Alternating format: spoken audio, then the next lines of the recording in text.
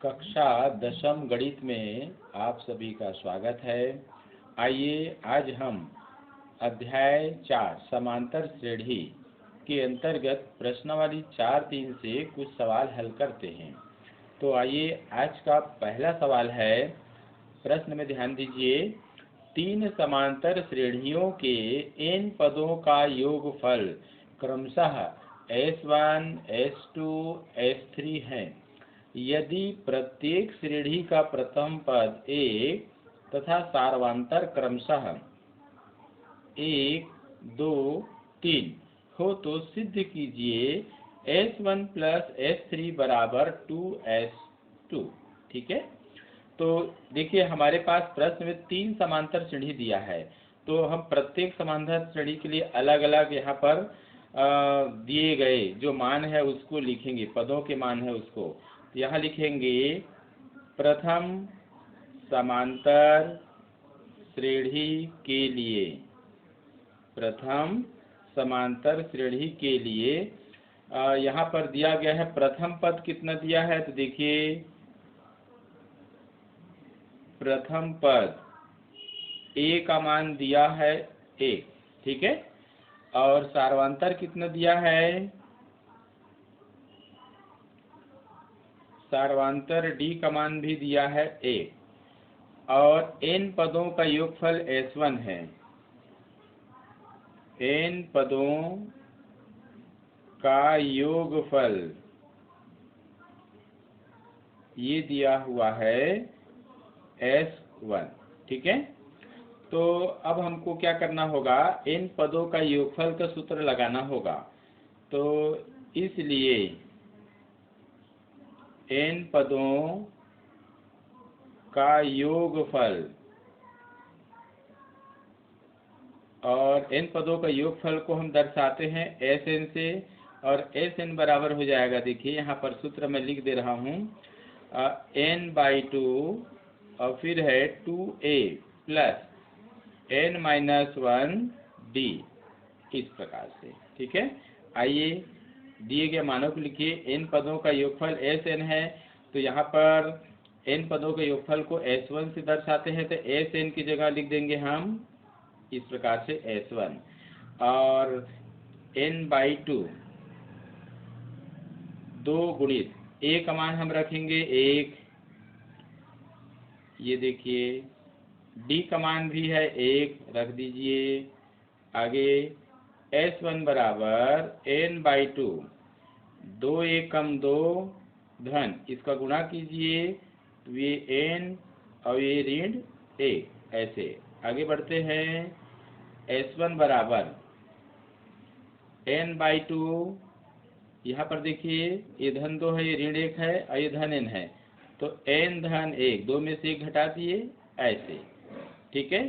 तो इस प्रकार से हम यहाँ पर देखते हैं कि पहला समीकरण, इसको हम नाम दे दीजिए ऐसे।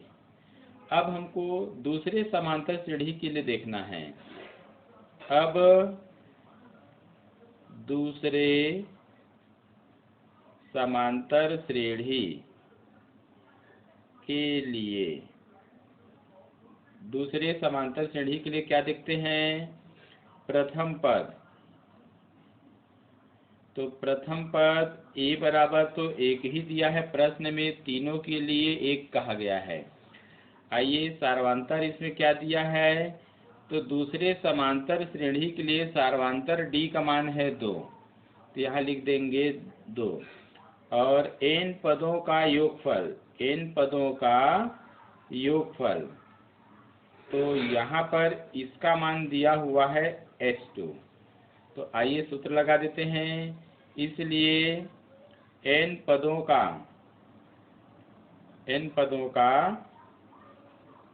योगफल Sn बराबर, सूत्र है यहाँ पर देखिए n/2 लिखिए, और यहाँ है 2a प्लस n-1, ये पहले लिख लीजिए। आइए मान रखते हैं n पदों का योगफल यहाँ पर कितना दिया है S2, यहाँ लिख देंगे S2 n/2, और यहाँ पर 2 गुणित a का मान तो 1 है, धन एन ऋण 1 और डी का मान यहाँ पर 2 है तो यहाँ 2 लिखिए ऐसे। आइए आगे बढ़ते हैं। S2 बराबर n/2, 2 1 कम 2 गुणा कीजिए, 2 1 कम 2n हो जाएगा, ऋण 2 1 कम 2 ऐसे। ऋण 2 धन 2 कैंसिल हो गया जी, तो S2 बराबर हो जाएगा n/2, यहाँ गुणा भी लगा दीजिए और ये हो जाएगा 2n। देखिए 2 और 2 कट जाएगा तो बचेगा क्या, S2 बराबर n इंटू n बराबर n स्क्वायर।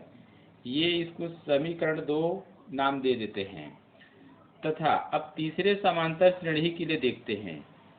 तीसरे समांतर श्रेणी के लिए क्या क्या दिया है आइए देखें। तो प्रथम पद a का मान तो 1 ही है, ठीक है। सार्वांतर d का मान दिया है 3, प्रश्न में दिया ना तीसरे के लिए 3 दिया है देखिए।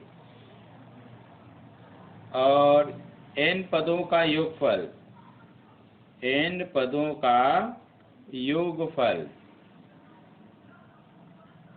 तो n पदों का योगफल यहाँ पर दिया है S3। आइए सूत्र लगा देते हैं। इसलिए n पदों का योगफल, और इसको लिखेंगे ये Sn होता है तो इसको लिखेंगे n/2 2a प्लस n-1। ये तो सूत्र है आप देख रहे हैं, आप मान रखिए।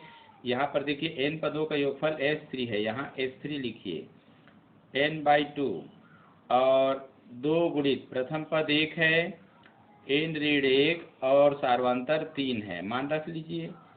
तो यहाँ पर है S3 बराबर n/2, हल कीजिए, 2 1 कम 2 गुणा कीजिए, 3 1 कम 3n हो गया, ऋण 3 ऐसे, ठीक है।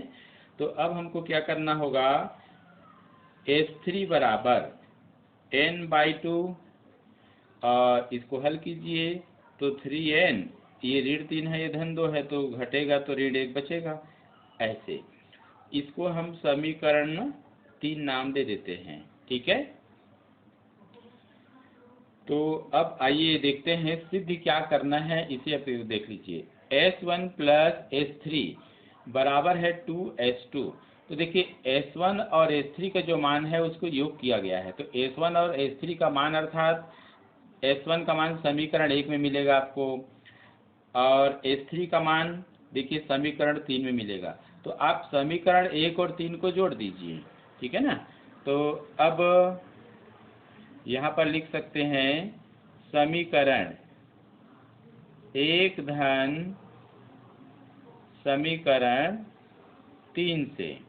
अब जोड़िए, तो दोनों समीकरण के बायां पक्ष को जोड़िए, तो ये हो जाएगा S1 प्लस समीकरण 3 में बायां पक्ष है S3 बराबर, दायां पक्ष देखिए n/2 और यहाँ है n+1 इस प्रकार से। और समीकरण 3 में दायां पक्ष क्या है देखिए, तो यहाँ पर है n/2 और ये है 3n-1 ऐसे, ठीक है। तो देखिए जो सिद्ध करना है उसमें S1 प्लस S3 बायां पक्ष, तो बायां पक्ष तो S1 प्लस S3 प्राप्त हो गया। अब दायां पक्ष में 2S2 है तो हमको ये दायां पक्ष को हल करना है और इसके स्थान पर हमको 2 इंटू S2 लाना है। तो आइए प्रयास करते हैं।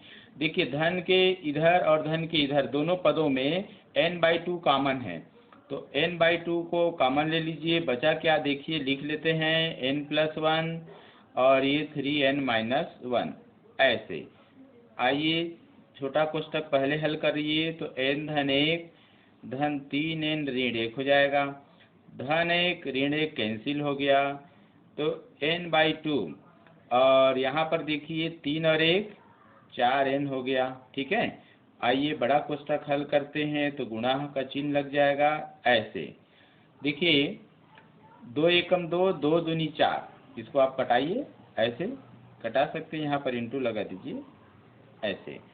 तो ये क्या हो जाएगा देखिए n इंटू एन है और यहाँ पर 2 है, ऐसे तो 2 और एन स्क्वायर हो गया है। ठीक है, अब समीकरण 2 को ध्यान से देखिए। समीकरण 2 में क्या है, s2 का मान एन स्क्वायर है, यानी एन स्क्वायर की जगह हम s2 भी लिख सकते हैं। तो यहाँ पर देखिए एन स्क्वायर की जगह हम क्या लिख देंगे, s2 यहाँ लिख देंगे समीकरण 2 से, समीकरण 2 से। और इस प्रकार बराबर यहाँ पर क्या हो गया, RHS में दिया है, अतः LHS बराबर RHS प्राप्त होता है। यही सिद्ध करना था तो लिख दीजिए सिद्ध हुआ, ऐसे। ठीक है, आइए प्रश्न क्रमांक 2 देखते हैं आज का। यदि किसी समांतर श्रेणी के n, 2n, 3n पदों के योग क्रमशः s1, s2 व s3 हो तो सिद्ध कीजिए s3 बराबर, यहाँ पर देखिए 3 इंटू s2 माइनस s1, यानी s2 और s1 के अंतर में अगर 3 का गुणा करेंगे तो s3 के बराबर आएगा। आइए यहाँ पर सबसे पहले मान लेते हैं इस समांतर श्रेणी में प्रथम पद और सार्वंतर को मान लीजिए। तो माना कि समांतर श्रेणी में प्रथम पद a और सार्वंतर d है। ठीक है, तो यहाँ पर n पदों का योग s1 बोला है। तो देखिए हमारे पास एक सूत्र है कि जैसे एक सूत्र को ध्यान में रखिए, इसी से बनेगा n पदों का योग, तो इसको n/2 और 2a n-1d से व्यक्त करते हैं। तो आइए अब यहाँ पर प्रश्नानुसार क्या कहता है लिख लेते हैं। प्रश्नानुसार कहा जा रहा है कि n समांतर श्रेणी के n पदों का योग s1 है। तो देखिए एक बार मैं फिर से लिख दे रहा हूँ, n पदों का योग, तो n पदों का योग को हम Sn से दर्शाते हैं, ये देखिए। और इसके लिए सूत्र है n/2 2a प्लस n-1d, ऐसे। लेकिन प्रश्न में इस n पदों का योग Sn को S1 से दर्शाया गया है, तो आइए S1 लिख लेते हैं बराबर n/2 2a धन n ऋण 1 और ये d, ऐसे। ये समीकरण नंबर 1 हो गया। ठीक है, आइए अब श्रेणी के 2n पदों का योग S2 कैसे होगा वो देखते हैं। अब n पदों का, तो अब इसकी जगह हो जाएगा 2n पदों का योग। तो 2n पदों का योग के लिए हमको क्या करना होगा, ध्यान दीजिए। यहाँ पर n की जगह में ना, ये जो सूत्र है ना, n की जगह में 2n लिख देंगे, 2n बटे यहाँ पर हो जाएगा 2 हो जाएगा, और 2a यहाँ भी n की जगह में क्या हो जाएगा 2n, और यहाँ पर -1d। इस प्रकार से अब इसको क्या करेंगे, एक बार और ऐसे लिख दीजिए। 2n पदों का योग को हम लिखते हैं S2, प्रश्न बोला है। ठीक है, और ये हो जाएगा 2n, ये ऐसे 2a प्लस 2n-1d, और इसको हम समीकरण 2 ऐसे नाम दे सकते हैं। ठीक है, तथा तीसरी स्थिति में क्या है कि 3n पदों का योग, 3n पदों का योग, तो ये फिर से सूत्र देखिए। तो यहाँ हो जाएगा 3n/2, यहाँ हो जाएगा, और 2a प्लस यहाँ हो जाएगा 3n-1 हो जाएगा, और d, ऐसे। लेकिन 3n पदों के योग को S3 से दर्शाया गया है, S3, तो यहाँ पर लिख देंगे S3 बराबर 3n/2 और ये 2a plus 3n-1 into d हो गया। ये समीकरण नंबर 3 हो गया जी। ठीक है, अब सिद्ध क्या करना है उसको देखिए। सिद्ध करना है, एक बार लिख लेते हैं उसे भी। सिद्ध करना है S3 बराबर, यहाँ पर है 3 गुणित S2 माइनस S1। ठीक है, तो हम यहाँ पर दायां पक्ष लेके चलते हैं, तो यहाँ लिख देंगे RHS। तो RHS लेंगे तो 3 गुणित S2 ऋण S1 ऐसे कर लेते हैं। आइए 3 यहाँ लिख लीजिए, एक बड़ा कोष्ठक लगाइए। S2 का मान क्या है, तो S2 का मान समीकरण 2 से है, देखिए ये, तो इसको हम लिख लेते हैं 2n/2 और यहाँ लिख देंगे 2a धन 2n ऋण 1 d ऐसे। ठीक है, यहाँ पर ये सर्पाकार कोष्ठक कर लीजिए। ठीक है ना, और इसके बाद फिर आप क्या करेंगे, यहाँ पर माइनस है तो माइनस, तो अब आपको क्या करना है, S1 का मान रखना है। तो S1 का मान आ रहा है, यहाँ पर देखिए n/2 क्या आ रहा है, S1 का मान n/2 ऐसे, और यहाँ पर फिर इसको लिखिए 2a प्लस n-1 d, ये इस प्रकार से ऐसे। ठीक है, आइए हल करते हैं। तो यहाँ पर हम देख रहे हैं इस पद में, और यहाँ n/2 कॉमन है, तो इसको कॉमन ले लीजिए, तो n/2 कॉमन हो गया ऐसे। अब क्या बचा उसको देखते हैं, यहाँ पर 2 बचा, यहाँ पर 2a प्लस 2n-1 d, और इस प्रकार से, और यहाँ पर क्या बचेगा समझिए, यहाँ पर ये सीधा ये बच रहा है, क्योंकि n/2 को तो बाहर ले दिए हैं, 2a प्लस n-1 d ऐसे ऐसे कर लीजिए। ठीक है ना, आगे हमको अब क्या करना होगा उसको देखते हैं।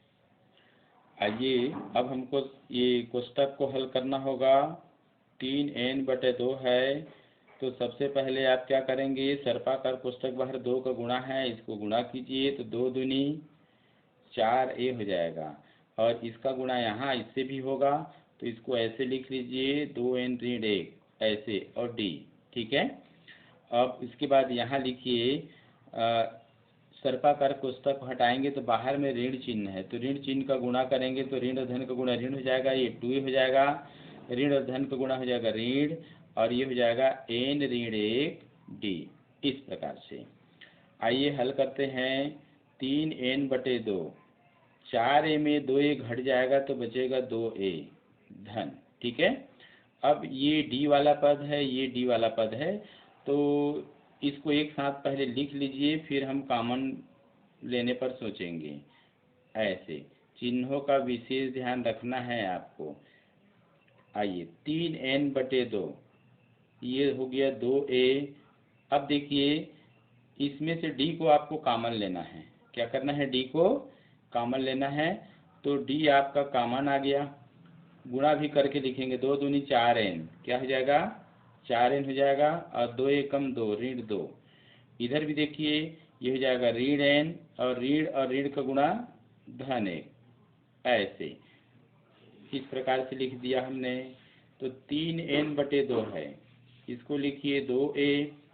ठीक है, और ये d, इसको हल कीजिए, 4n में से 1n घटेगा तो 3n, और ऋण 2 है, ये धन 1 हल करेंगे तो आ जाएगा ऋण 1। इसको थोड़ा सा क्रम बदल के हम लिख देते हैं, 2a प्लस 3n-1 d। ध्यान दीजिए हमारे यहाँ पर समीकरण 3 क्या है, समीकरण 3 यहाँ पर दिया है S3 बराबर इस प्रकार से 3n/2 फिर 2a धन 3n ऋण 1 और ये गुणित d। तो देखिए ये पूरा जो है यहाँ पर पद आया है ना, ये ऐसे, तो इसके बदले में हम पूरा S3 लिख सकते हैं, ऐसे बिल्कुल लिख सकते हैं। यहाँ लिख देना समीकरण 3 से, समीकरण 3 से है। अब जब S3 आ गया तो ये LH किसके बराबर हो गया जी, LHS लेफ्ट हैंड साइड। तो अर्थात LHS इक्वल टू RHS। तो अतः सिद्ध हुआ, ऐसा आप लिख लीजिए ऐसे। तो इस प्रकार से ये प्रश्न भी सिद्ध हो गया। आइए देखते हैं प्रश्न क्रमांक 3। किसी समांतर श्रेणी के पीवा पद का योगफल A है, क्यूवा पद का योगफल B है, आरवा पद का योगफल C है। तो सिद्ध कीजिए A बटा P Q minus R plus B बटा Q R minus P plus C बटा R P माइनस Q बराबर 0। ध्यान देना है, इस समांतर श्रेणी में प्रथम पद और सार्वंतर को हमको मान लेना है। तो माना कि समांतर श्रेणी का प्रथम पद A व सार्वंतर D है। और आपको यह भी ध्यान रखना होगा कि समांतर श्रेणी में n पदों का योगफल का सूत्र n बटा 2 2a plus n minus 1d ऐसा है। इस सूत्र का हम उपयोग करेंगे। तो आइए यहाँ पर अब देखते हैं प्रश्न क्या कहता है। तो प्रश्नानुसार प्रश्न है, इसमें कहता है कि श्रेणी के पीवा पद का योगफल, तो पद का योगफल और इसका योगफल को हम लिखेंगे SP। देखिए nवा पद का योगफल SN है, तो पीवा पद का योगफल SP, n की जगह क्या रखेंगे P, और इसका मान प्रश्न में दिया हुआ है A। आइए देखते हैं SN का मान, इसको हम ले सकते हैं। तो इसी प्रकार से इसके बदले में हम इस मान को जहाँ जहाँ n है वहाँ P रख के लिख देंगे। तो यहाँ पर है P बटा 2 और फिर है 2a plus P minus 1d और बराबर A। ठीक है, आइए एक स्टेप और बढ़ लेते हैं। 1 बटा 2 P को हमको इसको बटा में ले जाना होगा। तो 2a plus P minus 1d और बराबर हो जाएगा A बटा P। ये समीकरण नंबर हो गया 1। ठीक है, अब दूसरा वाला देखिए क्यूवा पद। तो क्यूवें पद का योगफल, इसको योगफल को हम लिखेंगे SQ ऐसे, और इसका मान प्रश्न में दिया हुआ है B। तो आइए हम SQ के बदले क्या लिखें। तो यहाँ लिख देंगे Q बटा 2 और 2a plus Q minus 1d और इसका ये बराबर B। ये समीकरण, इसको अभी मत दीजिए, एक स्टेप और बढ़ लेते हैं। Q को बटा में ले जाइए, तो ये बचेगा 1 बटा 2 और 2a plus Q minus 1d equal to B बटा Q। इसे हम समीकरण 2 नाम देते हैं, इसको नहीं देना है। ठीक है, तथा तीसरी स्थिति में क्या है, आरवें पद का योगफल, आरवें पद का योगफल SR और इसका मान दिया हुआ है प्रश्न में C। तो आइए SR के बदले में क्या लिखते हैं। तो R बटे 2 2a plus R minus 1d बराबर C। एक स्टेप और ले लीजिए, R को बटे में ले जाते हैं, तो यहाँ बचेगा 1 बटे 2 और ये हो जाएगा 2a धन R ऋण 1d और बराबर C बटे क्या हो जाएगा R। ये इसे आप समीकरण 3 नाम दे दीजिए। ध्यान देना है, अब सिद्ध क्या करना है, सिद्ध करना है उसे देखते हैं। सिद्ध करना है तो यहाँ है A बटा P Q minus R plus B बटा Q प्लस यहाँ पर B बटा Q है और यहाँ पर है R minus P plus C बटा R और ये है P माइनस Q बराबर 0 है। तो यहाँ से हम ले लेंगे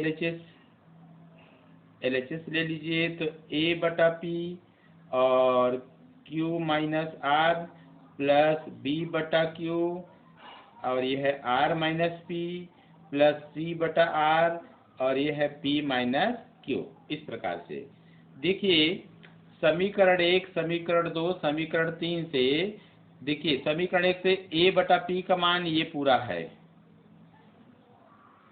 समीकरण 2 से बी बटा क्यू का मान ये पूरा है, समीकरण 3 से सी बटा आर का मान ये पूरा है। तो यहाँ पर ए बटा पी, बी बटा क्यू और सी बटा आर की जगह में हम इन मानों को क्रमशः रखेंगे।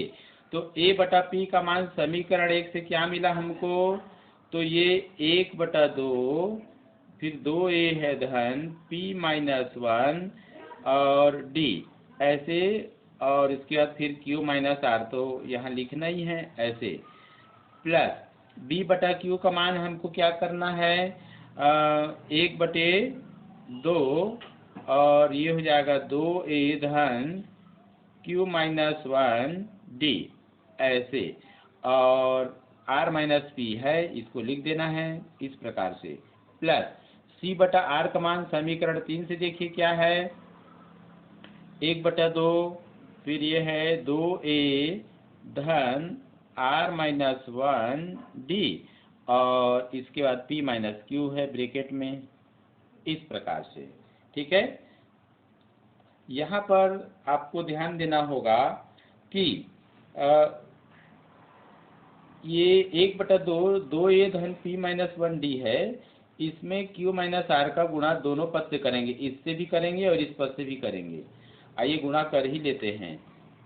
तो 2a के साथ गुणा हो जाएगा q माइनस आर का, ठीक है, और इसी प्रकार से q माइनस आर का गुणा इससे भी करेंगे, तो q माइनस आर और ये p माइनस 1 d है। ठीक है, अब इस प्रकार कोष्टक आगे देखते हैं। r माइनस पी का गुणा भी 2a से करेंगे, तो पहले इसको इस प्रकार लिख दीजिए, 2a r माइनस पी और प्लस r माइनस पी का गुणा q माइनस 1 d से भी करेंगे, q माइनस 1 d से भी, इस प्रकार से, प्लस यहाँ पर भी देखिए p माइनस क्यू का गुणा 2a से भी करेंगे, तो p माइनस क्यू ऐसे, प्लस p माइनस क्यू का गुणा r माइनस 1d से भी करेंगे, तो इसको हम ऐसे लिख सकते हैं इस प्रकार से ऐसे। ठीक है, आइए आगे देखते हैं। अब आइए इसको हम आगे हल करते हैं ऐसे। यहाँ पर ध्यान देना होगा, ये हो गया q minus R plus q minus R और यहाँ पर p माइनस 1 दोनों का आपस में गुणा करना है। तो आइए गुणा करते हैं, q माइनस देखिए q इंटू पी तो हो जाएगा पी क्यू, q का माइनस 1 से गुणा करेंगे तो माइनस क्यू, माइनस आर का p से तो माइनस पी आर, आप आर पी भी लिख सकते हैं, माइनस आर का माइनस 1 से तो प्लस आर, और यहाँ पर d हो जाएगा। ठीक है, ऐसे इसी प्रकार से इसको भी देखते हैं, 2a r माइनस पी और प्लस यहाँ पर r माइनस पी का q माइनस 1 से गुणा करेंगे, तो r का क्यू आर से करेंगे तो हो जाएगा क्यू आर, फिर r का माइनस 1 से तो माइनस आर, फिर यहाँ पर देखिए माइनस पी का गुणा करेंगे इससे तो ये माइनस पी क्यू हो जाएगा, और माइनस पी का माइनस 1 से तो प्लस पी, यहाँ पर डी लगा दीजिए ऐसे, प्लस इसी प्रकार इसको गुणा करेंगे तो ये इसको तो लिख दीजिए ऐसे p माइनस क्यू और प्लस इसी प्रकार p का गुणा r से करिए तो पी आर, p का माइनस 1 से तो माइनस p, माइनस क्यू का r से करेंगे तो माइनस क्यू आर, और माइनस क्यू का माइनस 1 से करेंगे तो प्लस क्यू। तो इस प्रकार से, और यहाँ पर डी लगा देंगे, ये आपका बड़ा कोष्ठक भी बंद हो गया। ठीक है, चूँकि सवाल यहाँ पर देखिए बहुत बड़ा इसका हल आ रहा है, इसलिए मैं थोड़ा छोटे अक्षर का प्रयोग कर रहा हूँ ताकि एक ही पंक्ति में हल आ जाए। आप भी प्रयास कीजिए। अब इसके बाद हम क्या करेंगे, 1/2 का गुणा करेंगे, बड़ा कोष्ठक हल कर लीजिए, तो 1/2 गुणित हो जाएगा 2a क्यू माइनस आर।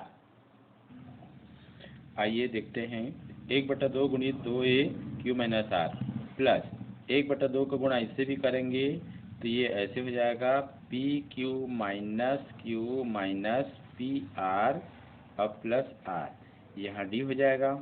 ठीक है, धन 1/2 का गुणा इनसे करिए तो ये हो जाएगा 2a r माइनस पी, फिर 1/2 का गुणा इससे भी करेंगे तो 1/2 और यहाँ हो जाएगा Q R minus P Q plus P और यहाँ हो जाएगा डी।